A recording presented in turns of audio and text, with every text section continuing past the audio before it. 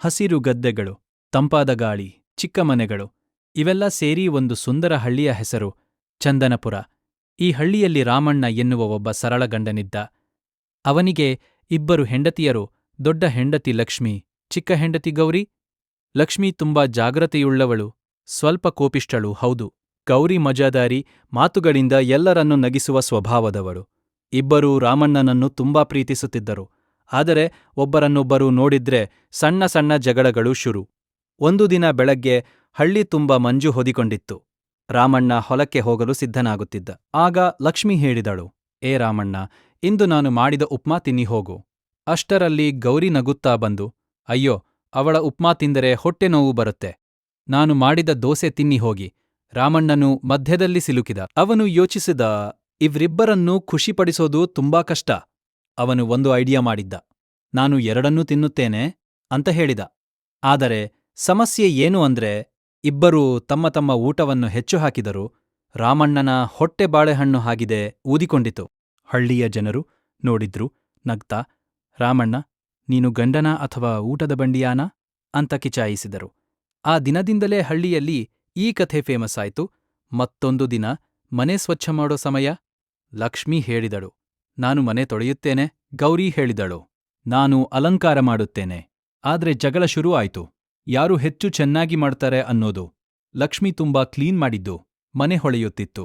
ಆದರೆ ಗೌರಿ ಅಲಂಕಾರ ಮಾಡಿದಾಗ ಗೋಡೆಯ ಮೇಲೆ ಹೂಗಳು, ಬಣ್ಣ ಬಣ್ಣದ ಕಾಗದಗಳು, ಚಿಕ್ಕ ದೀಪಗಳು. ಮನೆ ಒಂದು ಹಬ್ಬದ ತರ ಕಾಣುತ್ತಿತ್ತು.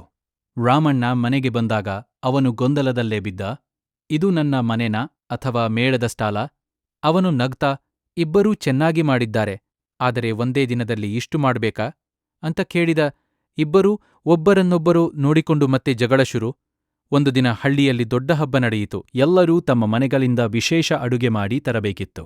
ಲಕ್ಷ್ಮಿ ಹೇಳಿದಳು, ನಾನು ಸಿಹಿ ಮಾಡುತ್ತೇನೆ. ಗೌರಿ ಹೇಳಿದಳು, ನಾನು ಖಾರ ಮಾಡುತ್ತೇನೆ. ಇಬ್ಬರೂ ತುಂಬಾ ಶ್ರಮಪಟ್ಟು ಅಡುಗೆ ಮಾಡಿದರು. ಆದರೆ ಸ್ಪರ್ಧೆ ಆಗಿದ್ದರಿಂದ ಇಬ್ಬರೂ ಒಂದಕ್ಕಿಂತ ಒಂದು ಹೆಚ್ಚು ಮಾಡಲು ಯತ್ನಿಸಿದರು. ಲಕ್ಷ್ಮಿ ಮಾಡಿದ ಸಿಹಿ ತುಂಬಾ ಸಿಹಿಯಾಗಿತ್ತು, ತಿನ್ನೋಕ್ಕೆ ಆಗೋಮಟ್ಟಿಗೆ. ಗೌರಿ ಮಾಡಿದ ಖಾರ ಅಷ್ಟು ಖಾರವಾಗಿತ್ತು, ಕಣ್ಣೀರೇ ಬರುತ್ತಿತ್ತು. ಹಳ್ಳಿಯ ಜನರು ತಿಂದ ಮೇಲೆ, ಇದು ತಿನ್ನೋದುನಾ ಅಥವಾ ಪರೀಕ್ಷೆನಾ ಅಂತ ನಗ್ತಾ ಹೇಳಿದರು. ರಾಮಣ್ಣ ಮತ್ತೆ ಮಧ್ಯದಲ್ಲಿ ಸಿಲುಕಿದ. ಅವನು ಹೇಳಿದ, ನೀವಿಬ್ಬರೂ ಸೇರಿ ಮಾಡಿದ್ರೆ ಇಷ್ಟು ಗೊಂದಲ ಆಗ್ತಿರಲಿಲ್ಲ.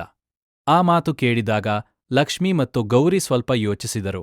ಅವರು ಮೊದಲ ಬಾರಿ ಒಟ್ಟಿಗೆ ಅಡುಗೆ ಮಾಡಲು ನಿರ್ಧರಿಸಿದರು. ಮುಂದಿನ ದಿನ ಇಬ್ಬರೂ ಸೇರಿ ಅಡುಗೆ ಮಾಡಿದರು. ಲಕ್ಷ್ಮಿ ಪ್ರಮಾಣ ನೋಡಿದಳು, ಗೌರಿ ರುಚಿ ಸೇರಿಸಿದಳು. ಆಹಾರ ಅದ್ಭುತವಾಗಿ ಬಂತು. ರಾಮಣ್ಣ ಸಂತೋಷದಿಂದ, ಇದೋ ನಿಜವಾದ ಮ್ಯಾಜಿಕ್ ಅಂತ ಹೇಳಿದ.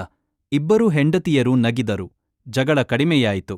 ಆದರೆ ಕೆಲವೊಮ್ಮೆ ಸಣ್ಣ ಸಣ್ಣ ಜಗಳಗಳು ಇನ್ನೂ ನಡೆಯುತ್ತವೆ. ಆದರೆ ಈಗ ಅವು ಹಾಸ್ಯವಾಗಿರುತ್ತವೆ. ಹಳ್ಳಿ ಜನರು ಹೇಳುತ್ತಾರೆ, ರಾಮಣ್ಣನ ಮನೆ ಅಂದ್ರೆ ಸಿನಿಮಾ ನೋಡುವಂತಿದೆ. ಹೀಗೆ ಒಬ್ಬ ಗಂಡ ಇಬ್ಬರು ಹೆಂಡತಿಯ ಜೀವನದಲ್ಲಿ ನಗು, ಜಗಳ, ಪ್ರೀತಿ ಆಗಿ ಒಂದು ಕಥೆಯಾಗಿ ಮುಂದುವರಿಯಿತು. ಪಾಠ: ಒಟ್ಟಿಗೆ ಕೆಲಸ ಮಾಡಿದರೆ ಜಗಳ ಕಡಿಮೆ, ಸಂತೋಷ ಹೆಚ್ಚು.